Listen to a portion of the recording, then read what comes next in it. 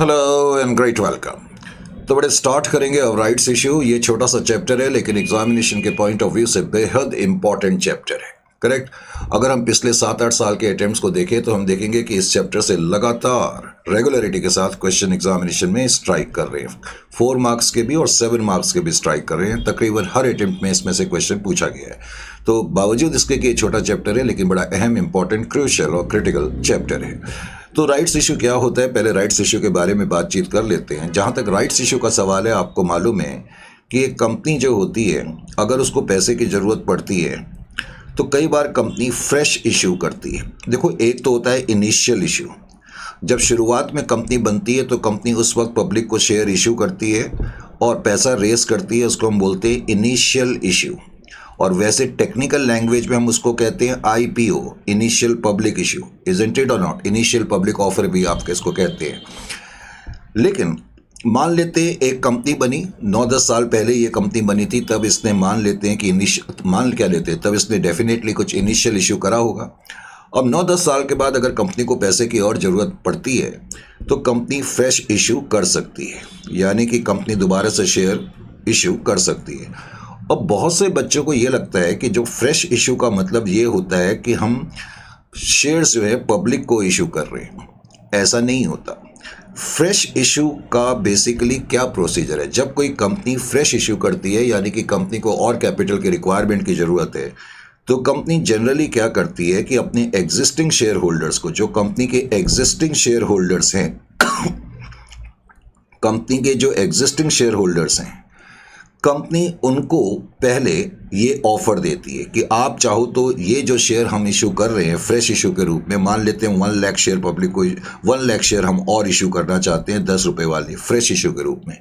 तो कंपनी अपने existing share holder को पहले एक राइट देती है।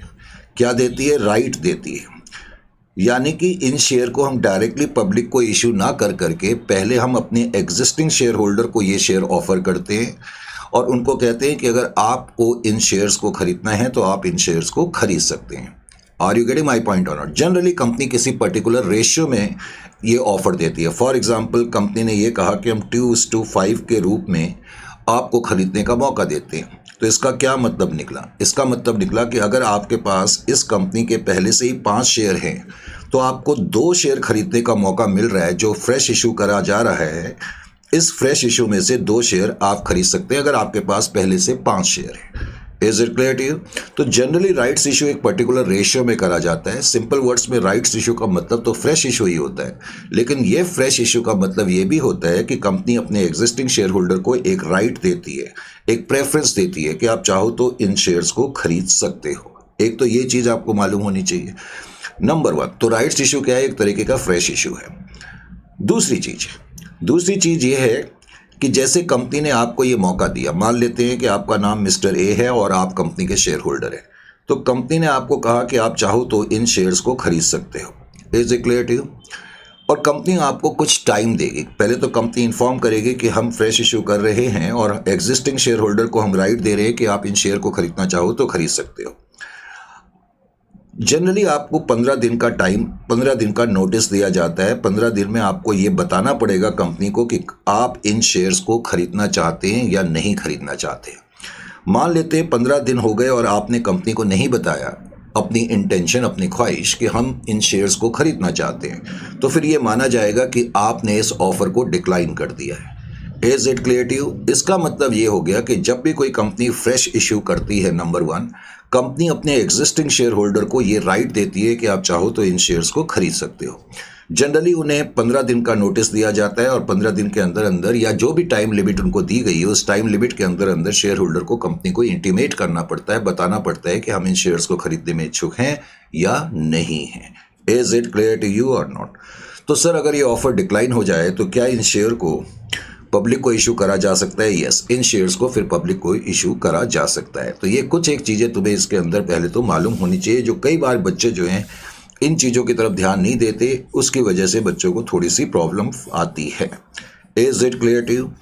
तो राइट्स इशू को थोड़ा सा ठीक तरीके से समझने के लिए हम क्या करेंगे, थोड़ा सा 2 मिनट आप मेरे साथ पहले लिख लें, क्योंकि हम कोई भी चीज़ छोड़ना नहीं चाहते।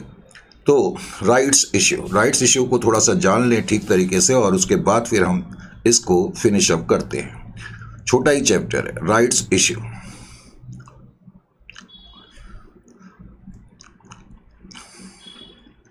तो राइट्स इश्यू, तो राइट्स इश्यू में सबसे पहले तो आप ये लिखें कि section 62 of companies act, section 62, कई बार ऑब्जेक्टिव टाइप क्वेश्चन या एमसीक्यू में ये पूछ लिया जाता है, section 62 of companies act 2013 deals with rights issue. तो कौन सा सेक्शन डील करता है, एक तो आपको ये मालूम होना चाहिए, विद राइट्स इश्यू। अच्छा जी, ये बात समझने के बाद अब अगला पॉइंट जो है ये भी एमसीक्यू में कई बार पूछा गया है, इसलिए मैं साथ साथ ये लिखा रहा हूं। जस्ट वेट एक मिनट के लिए, आज माउस थोड़ा सा तंग कर रहा है। नेक्स्ट पॉइंट में आप लिखे कि राइट्स इश्यू, देखो एक कंपनी राइट्स इश्यू कब कर सकती है, जब कंपनी को ऑपरेशन करे हुए एटलीस्ट 2 साल बीत चुके। एक तो कंडीशन ये है, correct. Rights issue can be made, rights issue can be made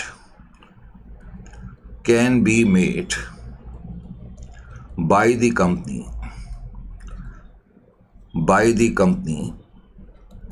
A। इसके अंदर भी 2 पॉइंट हैं। एक पॉइंट तो मैंने अभी आपको बताया कि कंपनी एटलीस्ट ऑपरेशन में आए हुए कंपनी को या इनकॉर्पोरेशन हुए कंपनी को 2 साल बीत चुके हो।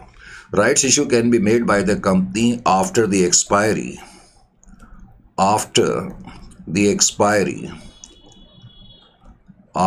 expiry of 2 years period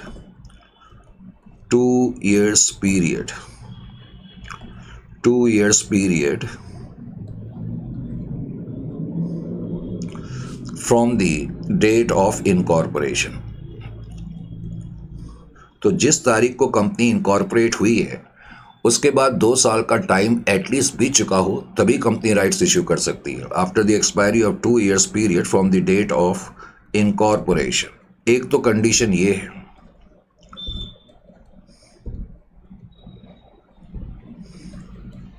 date of incorporation, और या फिर जब कंपनी ने शेयर अलॉट करे थे फर्स्ट टाइम, जब कंपनी ने इनिशियली शुरुआत में पब्लिक को शेयर इशू करे होंगे। आपको मालूम है जब एक नई कंपनी बनती है तो पैसा पब्लिक से रेस करने के लिए हम पब्लिक को शेयर इशू करते हैं। तो अगर कंपनी ने शेयर अलॉट करे थे और अलॉटमेंट के बाद 1 साल का पीरियड बीत चुका है, तो इन 2 में से कोई भी एक कंडीशन सेटिस्फाई हो जाए तो हम कहते हैं कि वो कंपनी राइट्स इशू कर सकती है, करेक्ट। तो नेक्स्ट कंडीशन यही है कि और after the expiry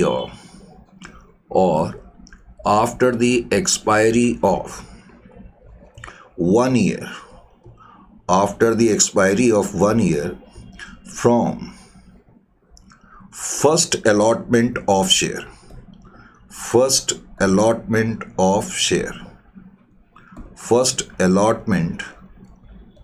shares,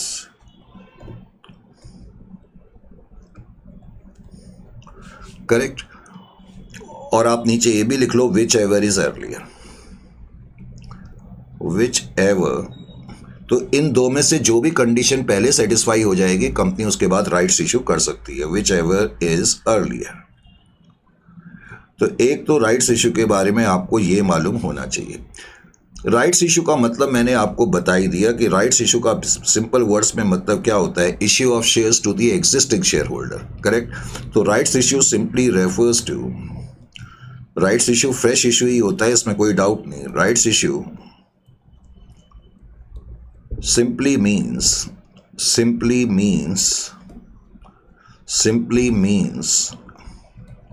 issue of shares, simply means issue of shares to the existing shareholders,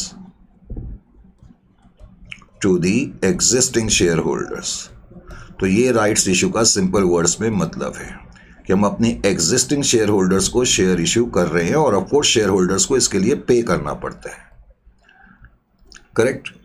एक तो ये मालूम होना चाहिए। फिर मैंने तुम्हें ये भी बताया था कि हम अपने शेयर होल्डर्स को कुछ नोटिस देते हैं, करेक्ट, और उस नोटिस के पीरियड के दौरान उन्हें बताना पड़ता है कि क्या आप वो इन शेयर्स को खरीदना चाहते हैं, इन राइट्स को एक्सरसाइज करना चाहते हैं या नहीं करना चाहते। Generally a notice is given, एक नोटिस दिया जाता है, is given, wherein company specifies, और उस नोटिस में कंपनी स्पेसिफाई करती है कि कितने नंबर ऑफ शेयर्स हम दे रहे हैं, specifies the number of shares and time limit, और कंपनी टाइम लिमिट भी बताएगी, करेक्ट, टाइम लिमिट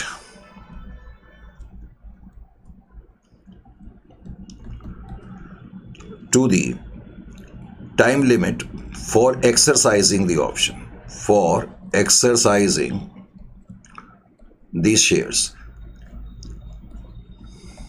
तो कंपनी जनरली एक नोटिस देती है अपने शेयर होल्डर्स को कि हम राइट्स इशू कर रहे हैं और आपको इतने शेयर्स का अधिकार है और आप इतने दिनों के अंदर बता देना हमें कि अगर आपने अपने इन राइट्स को एक्सरसाइज करना है या नहीं करना।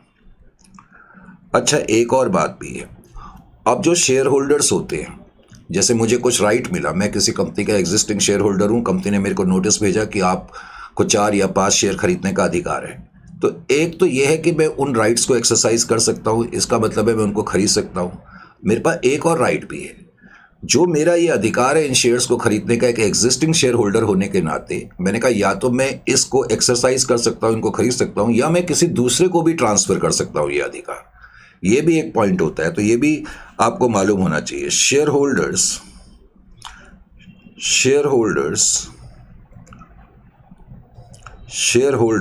आर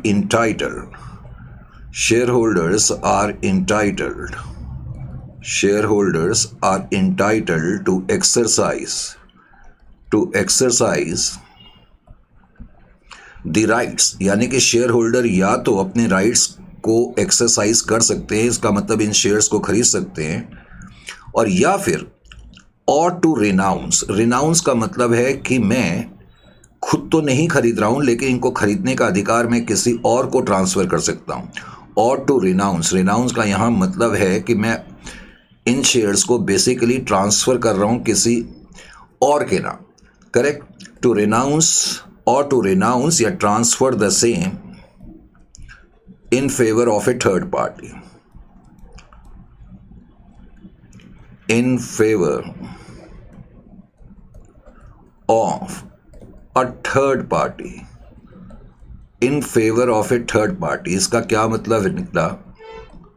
देखिए जी, इसका मतलब भी अच्छी तरह समझा करो।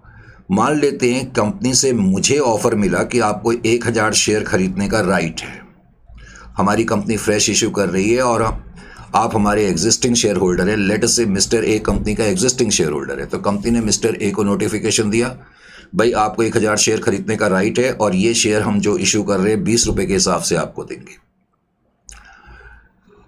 अब ए के पास एक तो ऑप्शन ये है कि खुद वो ये शेयर खरीद ले, यानी कि 1000 × 20 20,000 रुपये कंपनी को दे दे और ये 1000 शेयर खरीद ले, या फिर कंपनी के पास या मिस्टर ए ये कही नहीं मुझे नहीं खरीदना, और या फिर मिस्टर ए क्या कर सकता है, मान लेते हैं कि मार्केट में कोई मिस्टर सी नाम का आदमी है, वो कंपनी के शेयर को खरीदना चाहता है लेकिन वो खरीद नहीं पा रहा है, तो ए क्या कर सकता है, अपना ये राइट मिस्टर सी को दे सकता है। हालांकि जब मैं अपना राइट किसी और को दूंगा तो मैं उससे कुछ कमीशन लूंगा। फॉर एग्जांपल मैं उसको ये बोलूंगा, भाई मैं 1000 शेयर आपको खरीदने का मौका दे रहा हूँ इस कंपनी के, आप मेरे को पर शेयर 2 रुपये कमीशन दो। इसका मतलब मिस्टर सी 2000 रुपये तो ए को देगा और 1000 × 20 वो कंपनी को देगा। 20,000 रुपये उसको कंपनी को देने पड़ेंगे और 2000 हमें देने पड़ेंगे कमीशन के रूप में, क्योंकि हमने अपना राइट्स ट्रांसफ़र कर दिया है। तो अपने राइट्स को ट्रांसफ़र कर करके एग्जिस्टिंग शेयर होल्डर कुछ इनकम भी हासिल कर सकते हैं, इसका मतलब ये भी होता है। Is it clear to you और नॉट? समझ में आया कि नहीं आया? फिर मैंने बताया था कि शेयर होल्डर को टाइम लिमिट के अंदर अंदर ये बताना पड़ता है कि हम इनको खरीदने में इंटरेस्टेड हैं या नहीं। If with in the time limit, if within the time limit, if within the time limit, if within the time limit, comma, shareholders, SH का मतलब शेयर होल्डर्स है, share holders fail to intimate, intimate का मतलब inform करना। मान लेते हैं company ने हमें कुछ टाइम पीरियड दिया था कि हमें बता देना है कि आपने खरीदने या नहीं खरीदने। तो अगर शेयर होल्डर्स हमें इंटीमेट यानी कि कंपनी को इंटीमेट या इन्फॉर्म नहीं करते, fail to intimate the company regarding their decision, regarding their decision, तो तब ये माना जाएगा कि वो इंटरेस्टेड नहीं है।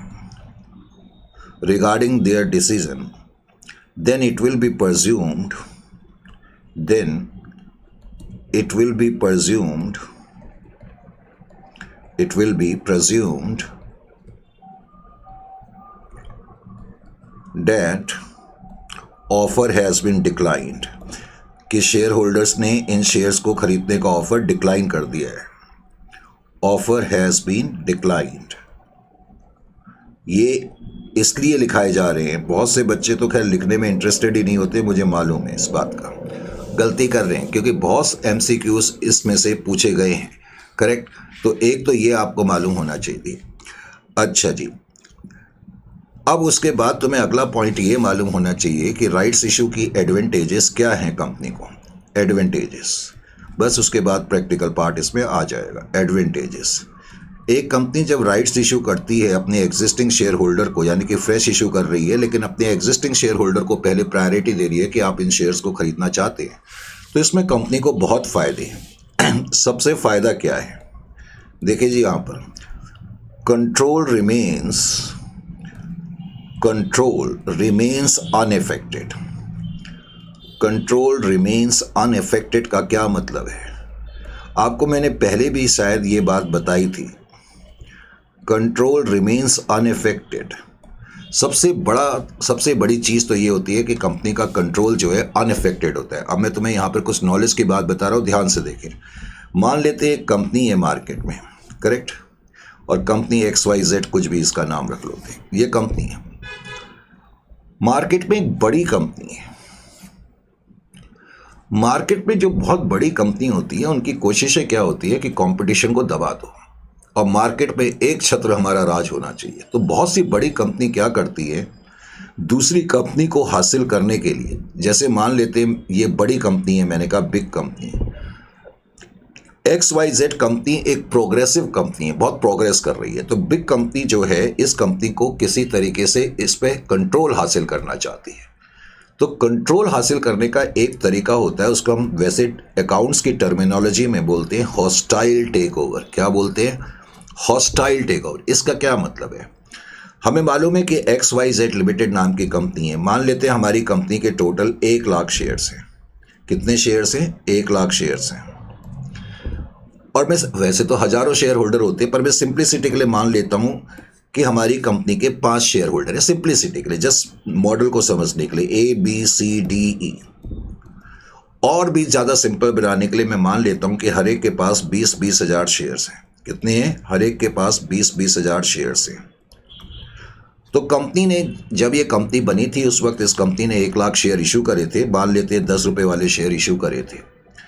तो उसमें से इन 1 लाख शेयर में से A ने, B ने, C ने, D ने 20-20 हज़ार शेयर खरीद लिए, जस्ट समझने के लिए। इसका मतलब हमारी कंपनी के जो शेयर्स हैं वो 5 लोगों के हाथ में हैं। Correct, number 1। अब अभी मैंने कहा कि हमारी कंपनी प्रोग्रेस कर रही है। मान लेते हैं मार्केट में हमारी कंपनी का एक शेयर का प्राइस इस वक्त जो है वो 50 रुपये के करीब है। तो मिस्टर ए ने ये शेयर, बी ने, सी ने, डी ने ये सब शेयर 10 रुपये के हिसाब से खरीदे थे। अब मार्केट में हमारे शेयर का प्राइस 50 रुपये चल रहा है। अब मार्केट में हमारा प्राइस 50 रुपये का चल रहा है, तो उससे क्या होगा कि मिस्टर ए के दिमाग में ये लालच आ सकता है, बी में, सी में, डी में लालच आ सकता है कि हम इन शेयर्स को बेच दें और खूब प्रॉफिट कमाएं और चलते बने। अगर मिस्टर ए ये शेयर किसी और आदमी को बेच दे, कोई प्रॉब्लम नहीं है, जैसे डब्ल्यू को बेच दे, इसी तरह बी अपने शेयर जेड को बेच दे, इसी तरह ये अपने शेयर यू को बेच दे, उसमें भी कोई प्रॉब्लम नहीं है।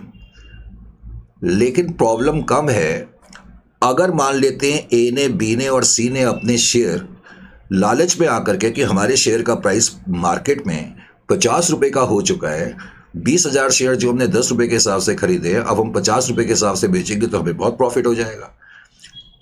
मान लेते हैं कि बड़ी कंपनी ने इनके शेयर खरीद लिए, ए के, बी के और सी के। अब ये बड़ी कंपनी के पास कितने शेयर हो गए? 60,000 शेयर हो गए। यानी कि इस कंपनी ने जो 1 लाख शेयर इशू करे हैं उसमें से अब 60,000 शेयर तो कंपनी बी के पास हो गए। इसका मतलब इस कंपनी का कंट्रोल कंपनी बी के पास चला गया, क्योंकि 50% से ज़्यादा के शेयर्स इनके पास हो गए। Are you getting my point और नॉट? तो कहने का मतलब आपको समझ में आना चाहिए, कई बार बड़ी कंपनीज मार्केट में किसी दूसरी कंपनी को टेक ओवर करने के लिए इस तरह की एक्टिविटी भी अपनाती है, और इसको हम कहते हैं हॉस्टाइल टेक ओवर, कि दूसरी कंपनी के शेयर होल्डर्स को लालच दे करके उनसे शेयर खरीद लिए जाते हैं, और फिर उस कंपनी के ऊपर हमारा इतना कंट्रोल आ जाता है, इतना कंट्रोल आ जाता है कि हम कुछ नहीं कर पाते। Is it clear to you? खैर एनीवे, अब मैंने अभी यहाँ राइट्स में एडवांटेज में लिखा है कंट्रोल रिमेन्स अनअफेक्टेड। उसका कारण क्या है कि हम जो ये शेयर इशू कर रहे हैं, अगर हम ये शेयर पब्लिक को इशू करते तो नेचुरली फिर कंट्रोल पे इफेक्ट पड़ सकता था। कंट्रोल का मतलब जो होता है हमारी कंपनी के नंबर ऑफ शेयर होल्डर्स बढ़ जाते हैं, जितने ज़्यादा शेयर होल्डर्स बढ़ेंगे कंट्रोल पे इफेक्ट पड़ेगा। तो यहाँ क्या हो रहा है कि हम जो ये शेयर इशू कर रहे हैं अपने एग्जिस्टिंग शेयर होल्डर्स को कर रहे हैं, इसलिए कंट्रोल पे कोई इफेक्ट नहीं पड़ता। एक बड़ी एडवांटेज पहले तो ये होती है। अब आपको ये भी मालूम है, जब एक कंपनी मार्केट में शेयर इशू करती है या पब्लिक को इशू करती है तो कुछ एक्सपेंसेस वगैरह भी हो जाते हैं। कई बार हमें अंडरराइटर्स का सहारा लेना पड़ता है, ब्रोकरेज का सहारा लेना पड़ता है, वगैरह वगैरह। कुछ लीगल एक्सपेंसेस भी होते हैं, कुछ खर्चे होते हैं जब हम पब्लिक को इशू करते हैं, तो वो खर्चे बच जाते हैं क्योंकि शेयर सब अपनी एग्जिस्टिंग शेयर होल्डर्स को इशू कर रहे हैं। तो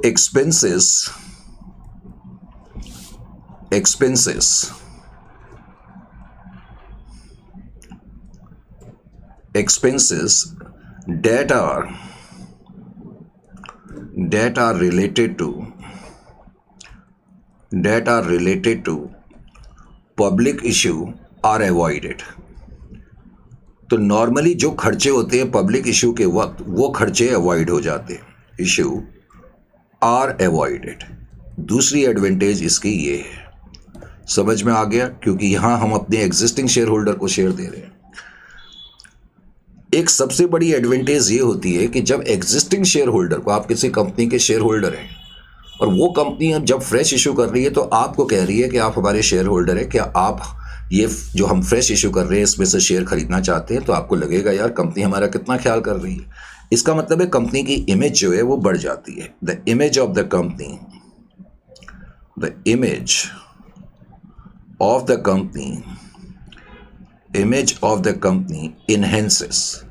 इनहेंसेस का मतलब है बढ़ना, इनहेंस हो जाना। तो the enhances of the company, the image of the company enhances, ENHANCES, enhances. Is it clear to you? एक सब और एडवांटेज ये है कि जब मैं पब्लिक को इश्यू करूंगा तो जरूरी तो नहीं है मेरे शेयर खरीद लिए जाएंगे, लेकिन जब हम अपने एग्जिस्टिंग शेयर होल्डर को शेयर इशू करते हैं तो जनरली ये श्योरिटी रहती है कि हाँ ये शेयर खरीद लिए जाएंगे। तो ग्रेटर एश्योरिटी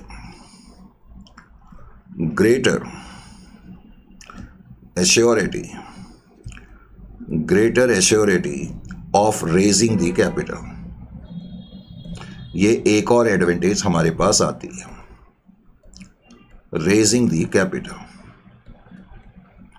तो ये कुछ एडवांटेजेस भी होती है जो तुम्हें मालूम होनी चाहिए। Is it clear to you और नॉट?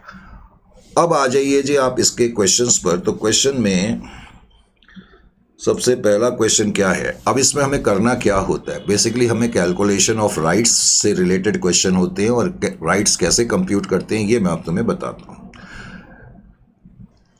सबसे पहला क्वेश्चन में कहता है a company offers new share of ₹100 each at 25% premium to the existing share holder. तो एक कंपनी ने नए शेयर इशू करे, नए शेयर का मतलब है फ्रेश शेयर, फ्रेश इशू करा, हालांकि फ्रेश इश्यू जो करा 100 रुपये का शेयर है, 25 रुपये प्रीमियम पर इश्यू करा, इसका मतलब 125 के हिसाब से इश्यू करा। और क्वेश्चन में लिखा है to the existing share holder. To the existing share holder का मतलब है कि ये राइट्स इश्यू हुआ है, करेक्ट। अब तुम्हें इसमें एक चीज मेनली देखनी पड़ेगी कि जो राइट्स शेयर इश्यू करे जा रहे हैं किस रेशियो में करे जा रहे हैं। लिखा हुआ है 1:4। 1:4 का मतलब है कि अगर आपके पास इस कंपनी के 4 शेयर हैं तो आपको एक शेयर खरीदने का मौका दिया जा रहा है। Is it clear to you? आगे कहता है the cum right market price of the share is 150। हालांकि कम राइट का क्या मतलब है मैं अभी खुद ही बताऊंगा, लेकिन अभी आप इतना समझ लें कि हम ये जो शेयर है कंपनी का मार्केट में इस वक्त उसका मार्केट प्राइस जो है वो 150 है। अब क्वेश्चन क्या कहता है, calculate the value of right, correct. और क्वेश्चन ने तुमसे वो भी पूछ लिया what will be the x right market value market price of a share. ये थोड़े लफ्ज़ टफ होते हैं लेकिन क्वेश्चन के सॉल्यूशन छोटे छोटे होते हैं और 4-4 मार्क के क्वेश्चन बेसिकली एग्जामिनेशन में पूछे गए हैं। ऐसे क्वेश्चन को करने के लिए आपको क्या करना होता है, सबसे पहले तो यहाँ पर ध्यान दें, इन क्वेश्चन को जरा अच्छी तरह से समझ लें। और मैंने कहा डेफिनेटली एक क्वेश्चन एग्जामिनेशन में आता है। क्वेश्चन नंबर 1, तो क्वेश्चन नंबर 1 में मुझे करना क्या है या इस तरह के क्वेश्चंस का सॉल्यूशन कैसे करना है। सबसे पहले तो आपने रेशियो को देखना है। क्या करना है? रेशियो को देखना है। और रेशियो क्या है? 1:4 है। अब आप अपने मन के अंदर मान लो कि आप इस कंपनी के शेयर होल्डर हैं और आपके पास 4 शेयर हैं। अगर आपके पास 4 शेयर है तो आपको कितने राइट शेयर खरीदने का अधिकार है या कितने राइट्स खरीदने का अधिकार है? 1। Is it clear to you? 1:4 का ये भी मतलब है कि अगर आपके पास मान लेते हैं 16 शेयर है तो इसका मतलब आपको 4 राइट का अधिकार है। ये थोड़ी कि हर शेयर होल्डर के पास 4 शेयर ही होंगे, ये तो एक रेशियो बना दिया। तो इस रेशियो में कंपनी राइट्स इश्यू कर रही है। आप मन में ये मान लें कि आपके पास 4 शेयर हैं और आपको 1 शेयर खरीदने का अधिकार है। Is it clear to you? ऐसा मैंने क्यों कहा? क्योंकि क्वेश्चन की बिगनिंग, सॉल्यूशन की बिगनिंग करने के लिए ये सबसे पहला स्टेप है। अब बिकॉज आपके पास 4 शेयर हैं तो आपको 1 राइट खरीदने का अधिकार है। और अब जो राइट आप खरीदेंगे वो किस रेट से खरीदेंगे, इसके लिए आपको वो प्राइस देखना पड़ेगा जो मैं बता रहा था। 100 रुपये का शेयर 25 रुपये प्रीमियम पर इश्यू करा जा रहा है, यानी कि 125 पर इश्यू करा जा रहा है। तो सबसे पहला काम आपने क्या करना है, आप इसमें लिखेंगे price to be paid, price to be paid, price to be paid for new share, for 1 new share, for 1 new share. एक नए शेयर के लिए आपको जो प्राइस पे करना पड़ेगा वो 125 रुपये के हिसाब से पे करना पड़ेगा। 100 रुपये का शेयर है, 25 रुपये प्रीमियम पर इश्यू है। इसको अच्छी तरह से नोट कर लेना है। हालांकि ये लिखने की जरूरत तो नहीं है, लेकिन जस्ट तुम्हारे ध्यान में लाने के लिए कि जो राइट्स का रेशियो है उसको भूलना नहीं है कि राइट्स, इसको हम बोलते हैं राइट्स रेशियो। कंपनी जो राइट्स शेयर इशू कर रही है वो 1:4 के रेशियो में कर रही है। ये अपने दिमाग में और जहन में रखना है। अब मैंने कहा स्टार्टिंग बेसिकली कैसे सोचनी है कि आप मान के चलो आपके पास 4 शेयर है इस वक्त। कितने शेयर हैं? 4 शेयर हैं। ऐसा मैं बार बार क्यों कह रहा हूं? क्योंकि मेन पॉइंट क्या आपको नोट करना है, बेसिकली सॉल्यूशन यहां से स्टार्ट है। ये तो भी मैंने क्वेश्चन की बातें बताई, क्योंकि जब सॉल्यूशन करेंगे तो सबसे पहले आपको ये देखना है कि मार्केट में प्राइस कितना चल रहा है। सर मार्केट में प्राइस, जो ये कंपनी है इस कंपनी का एक शेयर का प्राइस मार्केट में क्या चल रहा है, मार्केट प्राइस मुझे ये बता दो। वैसे तो उसने लिखा है cum right market price of a share is 150। ये कम राइट से बच्चे कई बार कंफ्यूज हो जाते हैं। हालांकि इसका सिंपल वर्ड्स में मतलब मार्केट प्राइस है। इसका मतलब आप इस कंपनी के शेयर होल्डर हैं, नंबर 1। नंबर 2, आप शेयर होल्डर हैं और आपने इस कंपनी का शेयर जितने में भी खरीदा होगा उससे हमें लेना देना नहीं है। लेकिन पॉइंट ये है कि उस शेयर का मार्केट प्राइस इस वक्त जैसे कि लिखा हुआ है 150 है। सर इसका क्या मतलब निकला कम राइट का? उस पर भी मैं आ रहा हूं। इसका मतलब ये निकला कि अगर आप अपना ये शेयर किसी दूसरे आदमी को बेचेंगे तो उसको भी राइट शेयर मिल सकते हैं। ये मतलब है cum right. Is it clear to you? Cum right का मतलब है कि अगर ये शेयर आप किसी और को बेचेंगे तो उसको भी राइट्स खरीदने का अधिकार रहेगा।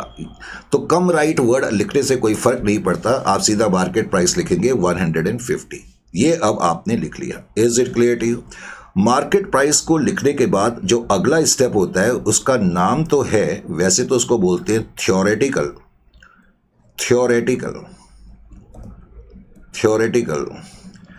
X right price. क्वेश्चन ने पूछा भी है कि आप theoretical x right price, question ने वैसे बोला है एक्स राइट प्राइस भी कंप्यूट करके दिखाओ। ये नहीं भी बोला होता तो कंप्यूट करना ही पड़ता है। थ्योरेटिकल एक्स राइट प्राइस, हालांकि बच्चों के लिए मुझे मालूम है, करेक्ट, इसको एकदम से याद रखना पॉसिबल नहीं होता। थ्योरेटिकल एक्स राइट प्राइस, वैसे मैं इसका मतलब समझा देता हूँ। इसका मतलब क्या है? थ्योरेटिकल मतलब कहने के लिए, यहाँ थ्योरेटिकल का मतलब है कहने के लिए, इमेजिनेटिवली। एक्स राइट प्राइस, बिना राइट के क्या प्राइस, यानी कि कहने के लिए, जैसे ये कम राइट मार्केट प्राइस है ना, यानी कि कम राइट का मतलब राइट इंक्लूड कर करके ये प्राइस है। अब क्वेश्चन कह रहा है बिना राइट के क्या प्राइस है। तो इसको और सिंपल अल्फाजों में याद रखने का तरीका क्या है? आप इसकी जगह इसकी जगह आप सिर्फ ये याद रख ले, एवरेज प्राइस। सर ये ज़्यादा ईजी है, ठीक है, लेकिन ये मत भूलना कि एवरेज प्राइस को ही थ्योरेटिकल एक्स राइट प्राइस कहते हैं। अब ये एवरेज प्राइस आप कैसे निकालेंगे? एवरेज प्राइस आप कैसे निकालेंगे? देखो जी, इसको निकालने का तरीका क्या है। सबसे पहले तो आप ये मान करके चले कि मार्केट में आपके पास 4 शेयर हैं, जो मैंने शुरुआत में कहा था, ठीक है। तो मैंने यहां पर लिखा मार्केट वैल्यू ऑफ 4 शेयर्स। आपके पास अगर इस कंपनी के 4 शेयर हैं तो मार्केट वैल्यू कितनी बनी? कैसे बताओगे? Market value of 4 shares. भाई अगर इस कंपनी के आपके पास 4 शेयर्स हैं तो 4 शेयर की मार्केट वैल्यू कितनी बनेगी? मैंने लिखाया तो है, मार्केट प्राइस 150 है। कंपनी के एक शेयर का प्राइस 150 है, तो आप 150 से मल्टीप्लाइड करोगे ना? अरे हाँ या ना? करोगे। तो 600 रुपये जो है वो मार्केट प्राइस है, आप कह सकते हो, मार्केट वैल्यू है। बिकॉज आपके पास 4 शेयर हैं तो आपको एक शेयर राइट खरीदने का अधिकार है। तो मैं यहां लिखूंगा plus amount to be paid, amount to be paid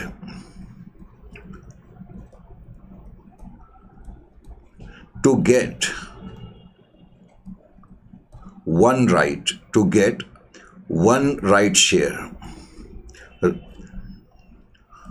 तो जिसके पास 4 शेयर हैं उसको एक शेयर खरीदने का अधिकार है। तो मेरे पास 4 शेयर हैं और मेरे पास एक शेयर को खरीदने का अधिकार है, और अगर मैं एक शेयर खरीदूंगा तो मैं कितना प्राइस पे करूंगा? क्योंकि मैंने शुरू में लिखाया जो एक राइट शेयर इशू करे जा रहे हैं 125 के हिसाब से इशू करे जा रहे हैं, तो मुझे 125 रुपये देने पड़ेंगे। चलो जी, 125 रुपये देने पड़ेंगे। 1 × 125 इज इक्वल टू 125। इसका मतलब अब मेरे पास टोटल 5 शेयर हो गए। भाई टोटल 5 शेयर हो गए ना।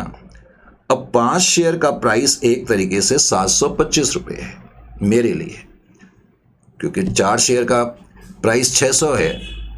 भाई 4 शेयर का मतलब क्या है? सपोज को आप इसको इस तरह समझ लें, कोई शेयर होल्डर मान लेते मार्केट में 4 शेयर खरीदता तो 600 रुपये उसको देने पड़ेंगे, लेकिन उसको एक शेयर राइट के रूप में मिल सकता है, जैसा कि मैंने कहा।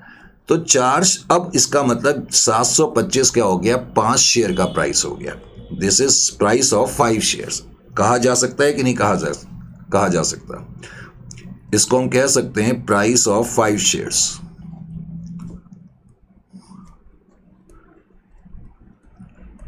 प्राइस ऑफ 5 शेयर्स कहा जा सकता है, कहा जा सकता है। अब अगर मैं इसको 5 से डिवाइड कर दूं तो मेरे पास एवरेज प्राइस आ सकता है।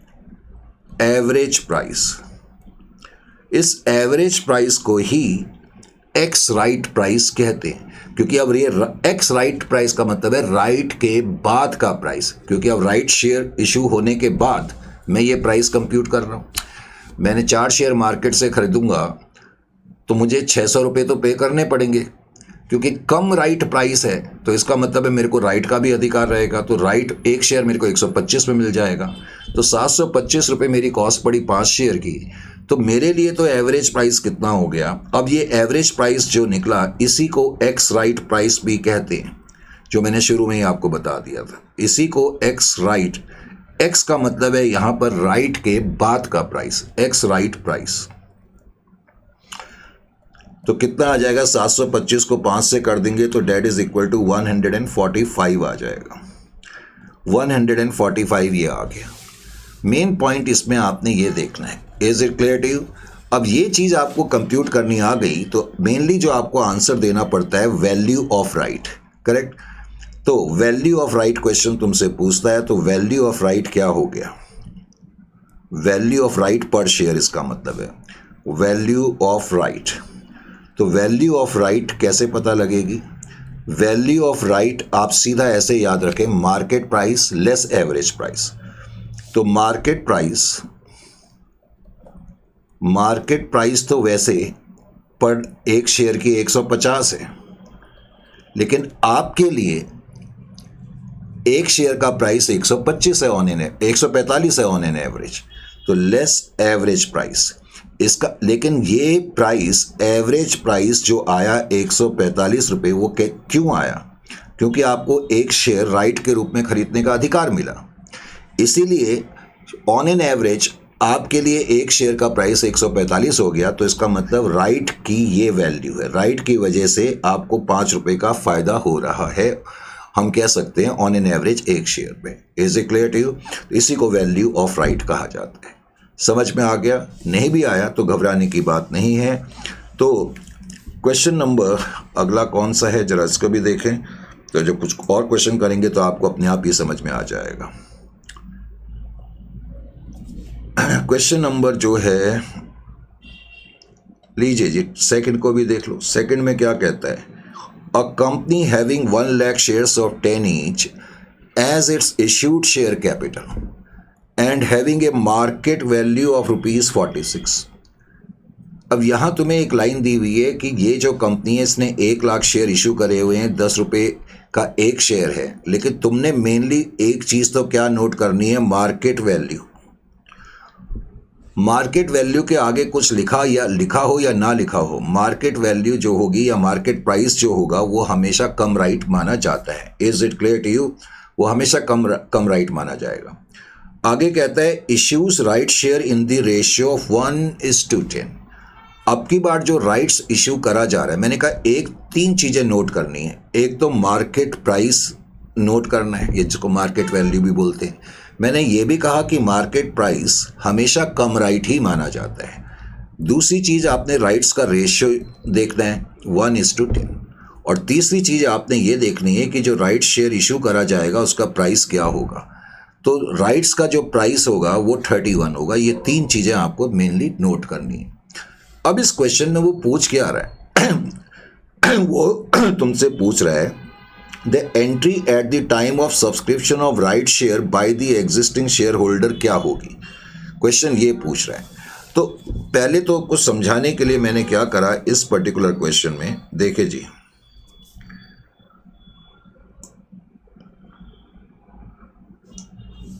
ये क्वेश्चन मैंने यहां पर कर दिया। Question number 2, question number 2।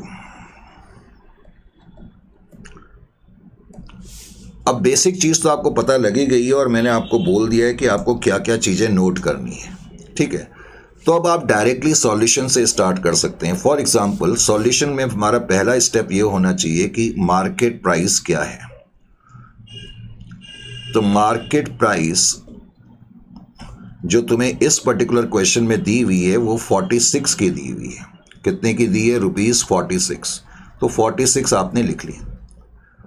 अब आपने जब बिगिन करना है क्वेश्चन, यहां पर कई बार बच्चों को समझ में नहीं आता कि हम बिगिन कैसे करें। हमेशा रेशियो पे आपका ध्यान रहना चाहिए। मैं बता चुका हूं कि रेशियो जो है 1:10 है।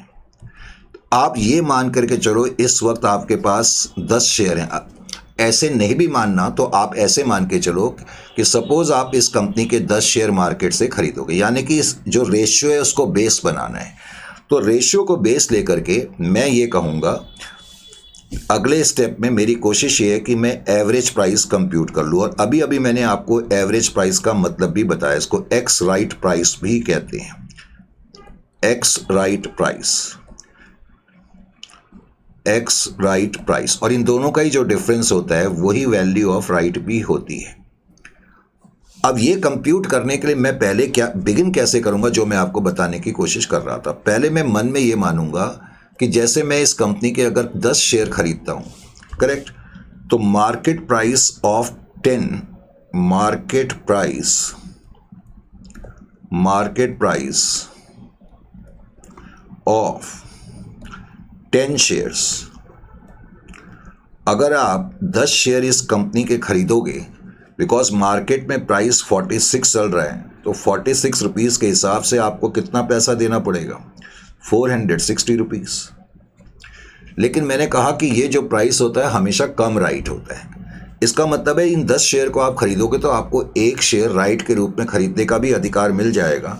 तो plus amount for right share, amount for right share, amount for right share. आपके पास 10 शेयर हैं, एक शेयर आपको राइट के रूप में खरीदने का मौका मिलेगा, लेकिन आपको पे करने पड़ेंगे सिर्फ 31 रुपये। तो इसका मतलब है एक तरीके से कुल 11 शेयर्स को खरीदने के लिए आपको पैसे कितने देने पड़ेंगे, 491, यानी कि आपके लिए 491 जो है प्राइस हो गया 11 शेयर का, 11 शेयर की, या यूं कह लो आपके पर्सपेक्टिव से 11 शेयर जो हैं उनकी टोटल कॉस्ट 491 है। इसको 11 शेयर से डिवाइड कर दो। ऐसा करके मुझे ये पता लग गया कि ऑन एन एवरेज एक शेयर की कॉस्ट मेरे लिए 45 पड़ रही है, इजंट इट और नॉट। तो मैं मार्केट प्राइस के ठीक नीचे इसको लिख देता हूँ। तो मैंने कहा इन दोनों का जो डिफरेंस होता है मार्केट प्राइस और एवरेज प्राइस का, उसी को वैल्यू ऑफ राइट कहते हैं। तो वैल्यू ऑफ राइट जो आपकी आ गई 1 आ जाएगी, value of right, value of right, value of right आपकी 1 आ गई। एक तो मैंने, हालांकि इस क्वेश्चन में उसने ये नहीं बोला था कि वैल्यू ऑफ राइट कंप्यूट करो, उसने कहा है कि कंपनी जो राइट शेयर इशू कर रही है उसकी एंट्री करके दिखा दो। भाई राइट शेयर को इशू करने का मतलब है सिंपल वर्ड्स में शेयर इशू करना। बस आपको ये पता होना चाहिए कि कंपनी कितने राइट शेयर इशू कर रही है। अब ये कैसे पता लगेगा, तो ये कैसे पता लगेगा, देखें कंपनी के टोटल, कंपनी ने राइट्स रेशियो जो इशू करा है, इसका मतलब क्या है कि 10 शेयर हैं तो एक शेयर कंपनी इशू कर रही है राइट्स के रूप में, यही तो मतलब निकला। 1:10 का मतलब है कि अगर शेयर होल्डर के पास 10 शेयर हैं तो एक शेयर राइट के रूप में कंपनी को इशू करना पड़ेगा। लेकिन इस कंपनी के total number of share 1 lakh है। कंपनी के total number of share 1 lakh थे या कितने थे, जरा चेक करना पड़ेगा मेरे को।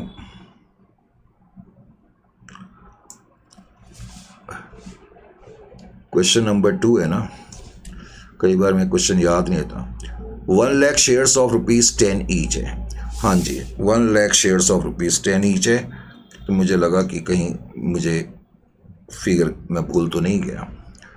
तो 1 लाख शेयर्स हैं, इस कंपनी ने जो टोटल शेयर इशू करे हुए हैं 1 लाख करे हुए हैं शेयर इशू। तो कंपनी को कितने शेयर राइट्स के रूप में देने पड़ेंगे, that is 1 × 1 lakh divided by 10। Company को इसका मतलब टोटल जो शेयर इशू करने पड़ेंगे राइट्स के रूप में वो 10,000 शेयर इशू करने पड़ेंगे, ये मतलब निकला। अब 10,000 शेयर को इशू करने की एंट्री आप कर दो, जैसे आप नॉर्मल एंट्री करते हो। तो एंट्री आपकी क्या हो जाएगी, बैंक अकाउंट डेबिट। अब आपने 10,000 शेयर इशू करे हैं तो 10,000 इंटू, लेकिन ध्यान ये रखना कि राइट शेयर का जो प्राइस है वो 31 है। तो इस तरह से आपकी जो एंट्री होगी डेट इज इक्वल टू 3,10,000, ये एंट्री होगी बैंक। फिर आप लिख दोगे to equity share capital account, और 10,000 शेयर्स आपने इशू करे हैं और उनका जो नॉमिनल वैल्यू है वो 10 रुपये है, तो इसका मतलब 1 लाख। और टू सिक्योरिटीज प्रीमियम अकाउंट, तो सिक्योरिटी प्रीमियम अकाउंट या सिक्योरिटी प्रीमियम रिजर्व अकाउंट भी लिख सकते हो, 10,000 × 21। तो ये आ जाएगा आपका 2,10,000। तो इस क्वेश्चन में ये पॉइंट था। Is it clear to you? इस क्वेश्चन को करने के बाद लीजिए जी अगला क्वेश्चन भी देख लें। अगला क्वेश्चन क्या कहता है? अगला क्वेश्चन कहता है third, fitness limited is planning to raise the funds by making rights issue of equity share to finance its expansion. फिर कह रहे थे existing equity share capital of the company is 40 lakh. Simple words में company को कुछ funds raise करने हैं, number 1, क्योंकि कंपनी कुछ एक्सपेंशन करना चाहती है और उसके लिए कंपनी जो है इक्विटी शेयर राइट्स के रूप में इशू कर रही है। कह रहे कंपनी की जो एग्जिस्टिंग शेयर कैपिटल है वो 40 लाख की है। पहले तो एक तो ये है। आगे कह रहे हैं मार्केट वैल्यू ऑफ इस शेयर इज 45। मैंने कहा ये तुम्हें 3 चीज़ें मेनली नोट करनी होती है कि मार्केट प्राइस कितना है। फिर कहता है company offers to share holder rights to buy 2 shares at ₹12 each for 5 shares held.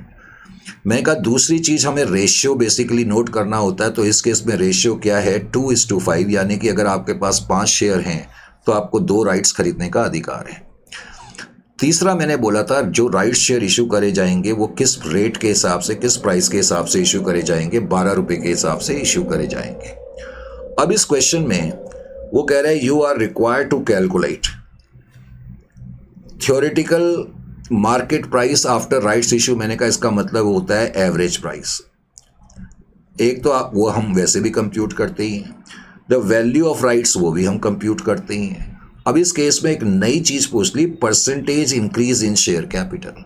ये कैसे कंप्यूट करेंगे? लेकिन मैं एक चीज़ बता दूं, ये क्वेश्चन हमारे नोट्स में तो पहले से ही है। अब यही क्वेश्चन आपका देखें यहाँ पर दिसंबर 24 के पेपर में भी आया हुआ है। ये सेम क्वेश्चन है।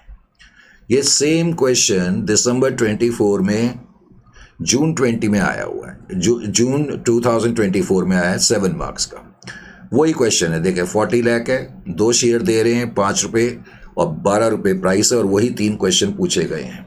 बस यहाँ नाम मैंने कुछ और रखा था, यहाँ नाम उन्होंने दिया ही नहीं है, उन्होंने सिर्फ कंपनी लिख दी है।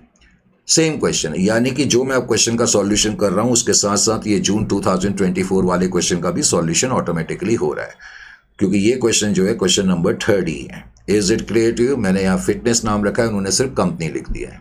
सेम क्वेश्चन बिल्कुल एज इट इज एग्जामिनेशन में आया था। अब इस क्वेश्चन को सॉल्व करने के लिए आपको क्या करना होगा? लीजिए जी, क्वेश्चन नंबर 3 में आ गए हम, इजंट इट? मैंने कहा ये 2 क्वेश्चन इकट्ठे कर रहे हैं। एक तो ये क्वेश्चन नंबर 3 है, और जो लास्ट क्वेश्चन है क्वेश्चन नंबर 1 तो 3 है, और उसके अलावा जो लास्ट क्वेश्चन दिया है जिसमें मैंने नंबरिंग तो नहीं लिखी है, मैंने दिसंबर 24, लास्ट क्वेश्चन दिसंबर 24 है। जून का एक मैं जरा चेक कर लूँ। चलो कोई बात नहीं, पीछे तो देखने से अच्छा है। चलो मैं चेक कर ही लेता हूँ, फिर बाद में कोई प्रॉब्लम ना आए। तो ये क्वेश्चन है 2024 जून का। ठीक है जी, जून का क्वेश्चन है।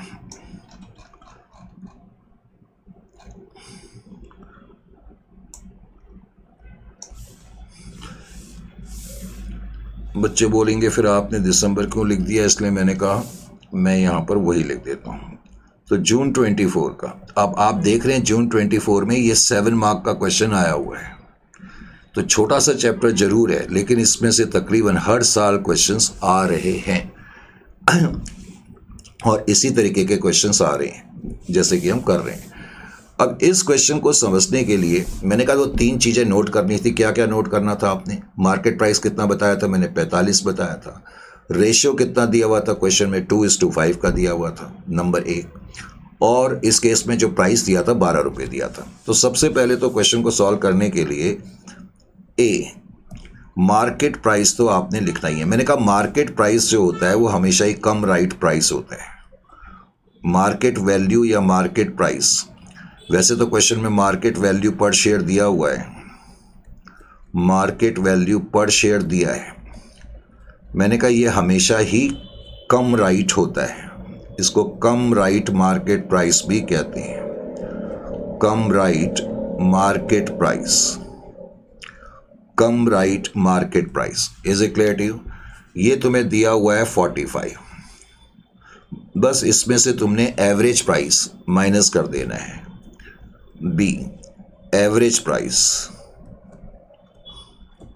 जिसको कि एक्स राइट प्राइस भी कहते हैं, एवरेज प्राइस या x right price. X right price इसलिए कहते हैं क्योंकि अब राइट्स के बाद ये एवरेज होती है, इजंट इट। इसके लिए आपको रेशियो का ध्यान रखना पड़ता है, 5:2। तो पहले आप मान के ये चलें, आप 5 शेयर खरीदते हैं तो आपको कितना पैसा देना पड़ेगा। तो market value of 5 shares, market value of 5 shares, अब 5 शेयर्स की जो मार्केट वैल्यू है एट द रेट ऑफ कितना था 45, एट द रेट ऑफ ₹45, तो डेट इज इक्वल टू ₹225। तो मार्केट वैल्यू आपकी 5 शेयर की, यानी कि आप 5 शेयर इस कंपनी के खरीदोगे तो 45 रुपये आपको देने पड़ेंगे, लेकिन आपको 2 शेयर राइट के रूप में खरीदने का अधिकार मिल जाएगा। तो प्राइस फॉर 2 न्यू शेयर्स या राइट शेयर्स, अब 2 नए शेयर्स को खरीदने के लिए या राइट शेयर को खरीदने के लिए आपको जो प्राइस देना पड़ेगा एट द रेट ऑफ ₹12 देना पड़ेगा, करेक्ट। तो इसका मतलब 24 रुपीज़ आपको और देने पड़ेंगे। तो टोटल 5 और 2 7 शेयर के लिए आपको टोटल प्राइस कितना देना पड़ेगा, ₹249, यानी कि 7 शेयर की कॉस्ट या प्राइस आपके लिए, इन्वेस्टर के लिए 249 का पड़ गया।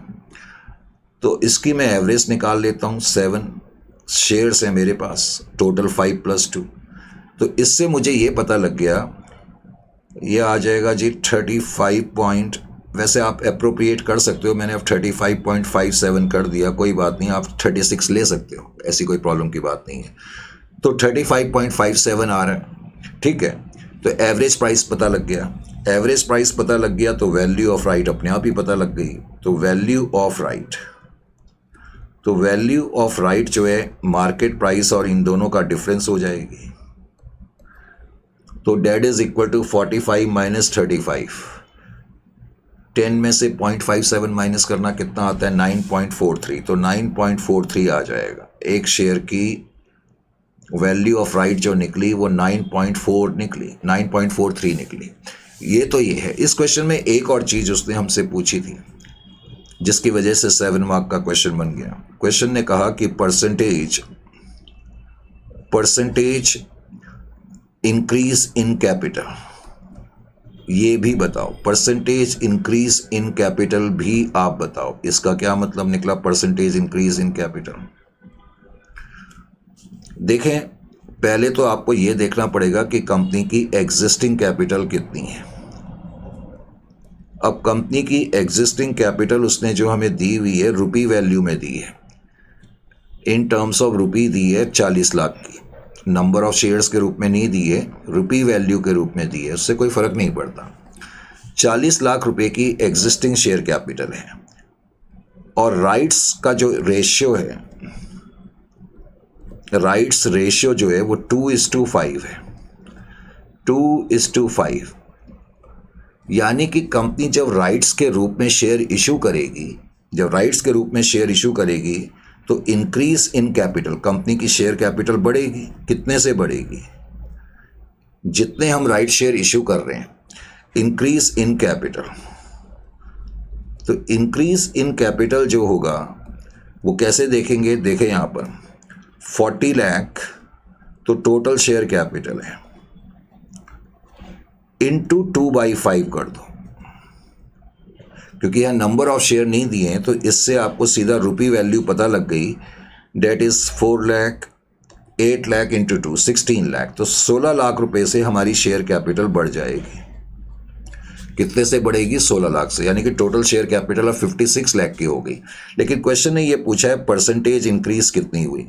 तो परसेंटेज इंक्रीज देखने के लिए आपको क्या करना पड़ेगा, परसेंटेज इंक्रीज देखने के लिए जितने से बड़ी, 16 लाख से बड़ी कैपिटल, और पहले आपकी कैपिटल जो थी वो 40 लाख की थी, तो बेस कैपिटल 40 लाख से ही डिवाइड करा जाएगा और इनटू 100 इसका मतलब 40% से शेयर कैपिटल बड़ी है। Is it clear to you और नॉट? 40% से हमारी शेयर कैपिटल इसमें बड़ी है, ये कहा जाएगा। समझ में आ गया?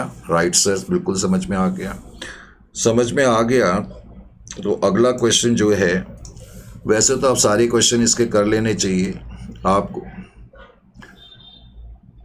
चलो एक काम करो, क्वेश्चन मैं आपको 5 मिनट का टाइम देता हूँ और 5 मिनट, चलो 7 मिनट्स दिए, क्वेश्चन नंबर 4 और 5 फिनिश करो। टेस्ट है ये, ठीक है? 7 मिनट्स ये टेस्ट है, ध्यान रखना और ईमानदारी से करना। अभी क्लास जारी है। हाँ, तो करे क्वेश्चन आपने। क्वेश्चन नंबर 4 मैंने आपको दिया था, इसमें क्या कहता है इस क्वेश्चन नंबर 4 में? जिसने कर लिया बहुत अच्छी बात है, जिसने नहीं करा वो ध्यान दे। A company decided to increase is existing share capital by making rights issue to the existing shareholder, and company is offering 1 new share for every 2 share held by the shareholders। तो रेशियो तो आपका 1:2 है, ठीक है? फिर आगे कहता है the market value of the share is 240। मैंने कहा ये 3 चीज़ें ही आपने नोट करनी होती हैं, मेनली यही है 240। और जो राइट शेयर इशू करा जा रहा है उसका प्राइस क्या है? 120 है। ये 3 चीज़ों को नोट करने के बाद 1 मिनट क्वेश्चन को सॉल्व करने में लगता है। तो इस क्वेश्चन को भी देखें जी, इस क्वेश्चन में क्या है? Question number 4। तो क्वेश्चन जिसने कर लिया अच्छी बात है, जिसने नहीं करा वो ध्यान दे। वैसे प्रॉब्लम कुछ नहीं होनी चाहिए। आप बहुत ही सिंपल है। सबसे पहले तो आप मार्केट वैल्यू, मार्केट प्राइस, तो मार्केट प्राइस जिसको कम राइट प्राइस भी कहते हैं, करेक्ट, वो है आपका 240। ये तो हमें क्वेश्चन में दिया ही था। अगला स्टेप हमने कंप्यूट करना होता है एवरेज प्राइस। तो एवरेज प्राइस जिसको कि एक्स राइट प्राइस भी कहते हैं, बस इतना याद रख लेना। एक्स राइट मतलब राइट्स के बाद का on an average price, x right price. इसके लिए आपको रेशियो का ध्यान रखना पड़ेगा। अब की बार जो रेशियो दिया हुआ है वो 2:1 का दिया है। कितना दिया था रेशियो? हाँ, 1:2, 1 शेयर 2 के बदले में। तो आप पहले तो मान के चले कि अगर एक शेयर होल्डर मार्केट में 2 शेयर इस कंपनी के खरीदेगा, तो 2 शेयर के लिए उसको प्राइस कितना पे करना पड़ेगा? Value, market value of 2 shares. तो 2 शेयर्स की जो प्राइस हो जाएगी, क्योंकि मार्केट में प्राइस 240 चल रहा है, तो 2 शेयर्स का जो प्राइस होगा वो 480 रुपये होगा, इजंट इट? लेकिन उसको एक राइट खरीदने का मौका मिलेगा। तो प्राइस फॉर 1 राइट शेयर या 1 न्यू शेयर, जो भी लिखना है, 1 राइट शेयर, तो एक राइट शेयर खरीदने के लिए उसको जो प्राइस देना पड़ेगा, क्योंकि जो राइट शेयर इशू करा जा रहा है 120 रुपये के हिसाब से करा जा रहा है, तो 120 रुपये उसको देने पड़ेंगे। तो इसका मतलब उस 3 शेयर खरीदने के लिए एक तरीके से उसका जो टोटल प्राइस बन गया 600 रुपये बन गया। तो ऑन एन एवरेज एक शेयर पे खर्चा कितना बन गया? 200। तो यही एवरेज प्राइस हो गया। और मार्केट प्राइस और एवरेज प्राइस का जो डिफरेंस होता है उसी को वैल्यू ऑफ राइट कहते हैं। Value of right. तो वैल्यू ऑफ राइट 1 मिनट में आपके पास आ गई। वैल्यू ऑफ राइट जो है वो 40 रुपये आ गई। Is it clear to you? इसी तरह क्वेश्चन नंबर 5 में उसने क्या कहा? Let's have a look over here. Question number 5। Question number 5 में कहता है white limited decided to make a rights issue in the proportion of 1 share of 200 each at a premium of 50 each to the share holder for every 3 shares held. इस question में पहले तो जो rights का price पे है, rights का जो प्राइस है वो कितना है? 250 है। 200 रुपये का शेयर प्रीमियम ऑफ 50 पर इशू करा जा रहा है और वो कह रहा है एक शेयर दिया जा रहा है 3 के बदले में। White limited decided to make a rights issue in the proportion of 1 share for every 3 existing share. तो 1:3। बाकी market value of the share जो है वो 500 रुपये की है, वैल्यू ऑफ राइट हमने फाइंड करना है। तो मुश्किल काम कोई नहीं होना चाहिए, लेकिन आप इसी तरीके से कंप्यूट करा करें जैसे मैंने आपको बताया है। Is it clear to you और नॉट? तो क्वेश्चन नंबर है ये आपका 5। तो क्वेश्चन नंबर 5 में भी सबसे पहले आप वही करेंगे जो हमने करना होता है। ए, मार्केट वैल्यू या मार्केट प्राइस। मार्केट प्राइस का मतलब ही होता है कम राइट प्राइस। तो मार्केट प्राइस जो है वो अब की बार 500 रुपये की तुम्हें गिवन है, 500। पहले तो आपने इसको नोट कर लिया। मार्केट प्राइस के बाद हमने एवरेज प्राइस को नोट करना है, तो एवरेज प्राइस भी आपने नोट करा, एवरेज प्राइस। अब एवरेज प्राइस कितना हो गया, इसके लिए पहले रेशियो को ध्यान से देखना है, 1:3। तो आप मान के चलो कि अगर आप 3 शेयर खरीदते हो तो मार्केट प्राइस या मार्केट वैल्यू 3 शेयर की कितनी बन रही है? Market value of 3 shares, market value of 3 shares कितनी बनेगी? 3 इंटू रुपीज़ 500, क्योंकि 500 रुपये मार्केट प्राइस है एक शेयर का, तो 1500 रुपये। लेकिन 3 शेयर आप खरीदोगे तो एक राइट का अधिकार आपका हो जाएगा। तो प्राइस फॉर राइट शेयर या न्यू शेयर कुछ भी लिख सकते हो, price for right share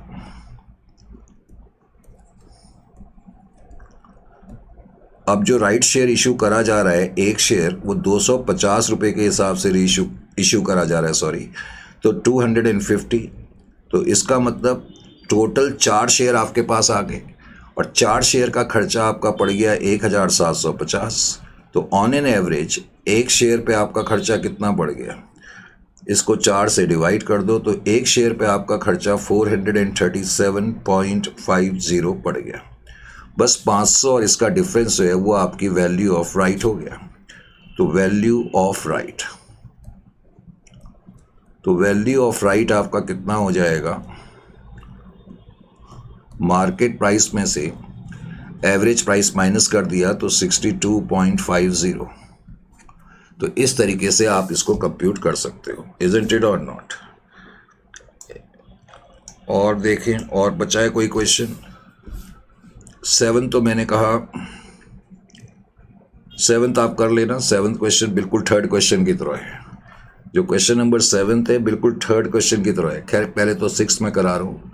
6th में कह रहे हैं first flight limited has announced rights issue in the ratio of 2 shares for 10। तो 2:10 है। Number 1, shares have a face value of 10 but right shares are being issued at a premium of 4। इसका मतलब जो price है नए share का वो 10 रुपये का शेयर 4 रुपये प्रीमियम पे इशू करा जा रहा है। आगे उसने कहा cum right market price of the share is 20। अब कम राइट जो है, जो कम राइट है इस समय, तो कम राइट जो प्राइस है वो है इस केस में 20, ये ध्यान रखना है आपको, ठीक है। तो मार्केट प्राइस आपकी 20 दी हुई है। बस इन 3 चीज़ों का ध्यान हमें रखना होता है और उसके हिसाब से हमें क्वेश्चन को सॉल्व कर लेना है। कोई प्रॉब्लम इसमें है ही होनी नहीं चाहिए। हालांकि क्वेश्चन सॉल्व है, कर तो आप सकते हो, इसमें कोई डाउट ही नहीं है किसी तरीके का।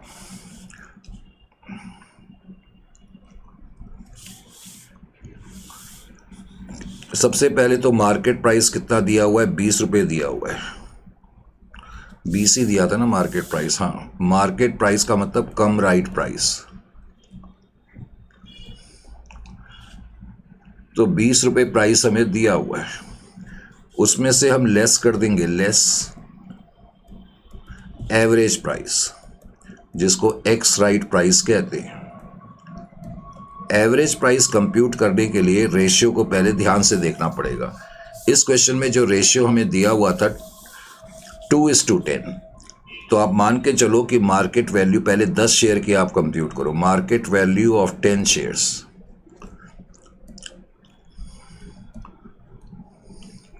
तो market value of 10 shares at the rate of 20,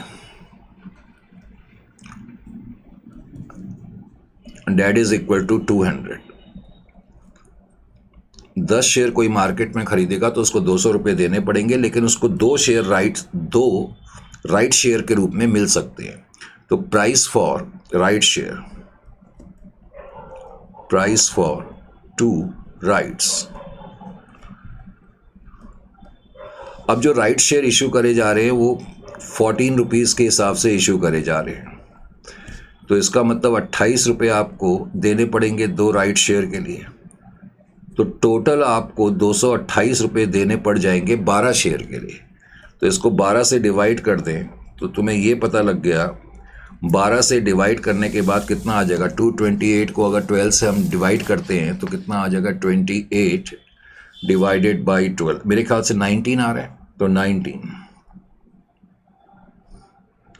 तो वैल्यू ऑफ राइट जो आपकी हो जाएगी, वैल्यू ऑफ राइट शॉर्ट में लिख दिया मैंने VOR, वो 1 रुपया हो जाएगी। Is it clear to you और नॉट? समझ में आ गया? बेहद आसान। अच्छा जी, और 7th क्वेश्चन वैसे तो मैंने कहा कि आप खुद कर लेना, क्योंकि ये बिल्कुल वही क्वेश्चन है जो जून 24 में आया है, ऑलमोस्ट सेम है, बस थोड़ा सा चेंज के साथ। इसमें कह रहा है कि company is planning to raise funds by issue of equity share to finance the expansion by making rights issue of equity share. फिर कह रहा है existing equity share capital of the company 50 lakh है, जो हमने क्वेश्चन करा था उसमें 40 लाख थी। आगे उसने लिखा था मार्केट प्राइस इज ₹42, तो मार्केट प्राइस तो 42 दिया हुआ है। फिर आगे कह रहा है the company offers to share holder 2 shares at the rate of 11 for 5 share, तो रेशियो 2:5 है, और शेयर राइट शेयर इशू करे जा रहे हैं 11 रुपये के हिसाब से। इसमें भी 3 क्वेश्चन पूछे हैं, एक तो theoretical market price after rights issue यानी कि एवरेज प्राइस, फिर वैल्यू ऑफ राइट्स, और उसके बाद परसेंटेज इंक्रीज इन कैपिटल। और इसका अगला क्वेश्चन तो मैंने कहा मैंने पहले ही करा दिया, जो क्वेश्चन नंबर 3 है वो आपका लास्ट क्वेश्चन है जून 24 का। ये क्वेश्चन भी जून 24 के क्वेश्चन की तरह या 3rd क्वेश्चन की तरह ही है, लेकिन मैंने कहा मैं करा ही देता हूँ, जहाँ मैंने इतने क्वेश्चन कराए हैं चलो यहीं कर देते हैं। तो क्वेश्चन नंबर 7th में वो क्या कह रहे हैं, वो तो खैर क्या कह रहा है, पहले तो मुझे ये बता दो कि मार्केट प्राइस कितनी है। अब इस क्वेश्चन में जो मार्केट प्राइस दी हुई है, जिसको कम राइट प्राइस भी कहते हैं, या मार्केट वैल्यू, मार्केट प्राइस या वैल्यू यहाँ सेम है, तो 42 रुपीज़ इस केस में उसने हमें दी है। उसमें से हम लेस कर देंगे एवरेज प्राइस। तो एवरेज प्राइस आप कंप्यूट कैसे करते हैं ये आपको मालूम है, इसके लिए पहले रेशियो को देखना पड़ता है। रेशियो 2:5 है। एवरेज प्राइस जिसको कि एक्स राइट प्राइस भी कहते हैं, x right price,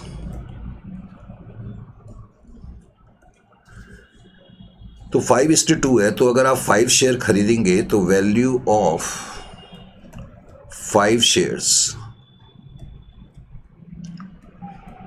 value of 5 shares, तो 5 इंटू 1 शेयर की मार्केट वैल्यू 42 है, तो 210 रुपये तो आपको देने ही पड़ेंगे, या किसी भी इन्वेस्टर को अगर वो कंपनी का शेयर खरीदता है 5, बिकॉज मार्केट में प्राइस 1 शेयर का 42 है, तो 5 शेयर के लिए 210 देने पड़ेंगे, लेकिन उसको 2 राइट्स खरीदने का अधिकार भी हो जाएगा। तो प्राइस ऑफ 2 राइट शेयर,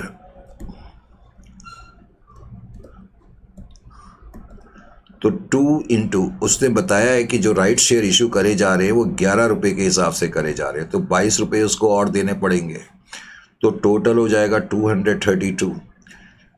इसका मतलब टोटल 5 + 2 7 शेयर के लिए उसको 232 रुपये देने पड़े, तो ऑन एन एवरेज 1 शेयर के लिए, ये तो पॉइंट्स में आ जाएगा, चलो 33.14 उसको देने पड़े।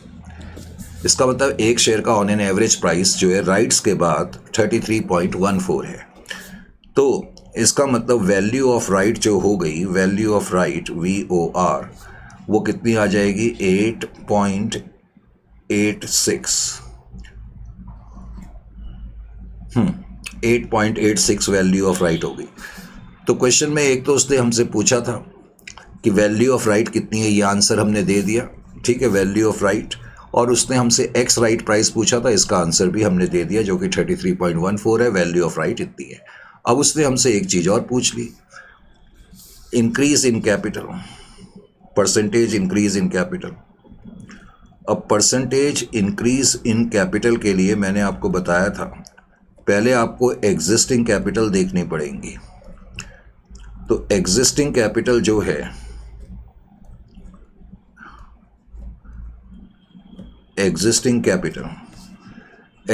कैपिटल 50 लाख रुपए तुम्हें दी हुई है, रुपी वैल्यू, नंबर ऑफ शेयर्स में नहीं दी है, 50 लाख। एग्जिस्टिंग कैपिटल के बाद फिर राइट रेशियो तुम्हें देखना पड़ेगा, राइट्स का क्या रेशियो है, 2:5 का रेशियो है। तो इंक्रीज इन कैपिटल राइट्स की वजह से कितनी होगी, इंक्रीज इन कैपिटल, राइट्स की वजह से जो कैपिटल उसकी इंक्रीज होगी वो कितनी होगी, ये हमें देखना पड़ेगा। तो ये देखने के लिए हम क्या करेंगे, जो 50 लाख है उसको 5 से डिवाइड कर देंगे और 2 से मल्टीप्लाइड कर देंगे। इससे मुझे पता लग जाएगा कि कैपिटल राइट्स शेयर की वजह से 10 लाख से बढ़ जाएगी। बस उसके बाद आप परसेंटेज इसमें फाइंड कर सकते हैं। तो परसेंटेज फाइंड करने के लिए 10 lakh divided by 50 lakh into 100। तो ऐसा कर करके आपको ये पता लग गया कि 40% 20 इंटू, ठीक है, तो 40% से आपकी शेयर कैपिटल बढ़ेगी। अब इससे ज़्यादा डीपली इतना छोटा चैप्टर कोई आपको कराएगा नहीं। एक एक क्वेश्चन, जितने भी क्वेश्चन पास्ट पेपर में आए हैं वो भी मैंने साथ साथ करा दिए। लास्ट क्वेश्चन मैंने पहले करा दिया, ये क्वेश्चन नंबर 3 और लास्ट क्वेश्चन सेम ही है। जो क्वेश्चन नंबर 3 है और लास्ट क्वेश्चन है वो सेम है। तो ये था आपका राइट्स इश्यू। भले ही छोटा चैप्टर है लेकिन एग्जामिनेशन पॉइंट ऑफ व्यू से बहुत इंपॉर्टेंट है। मिलते हैं नेक्स्ट सेशन में ऑफ कोर्स किसी नए चैप्टर के साथ। टिल देन टाइम टू से गुड बाय।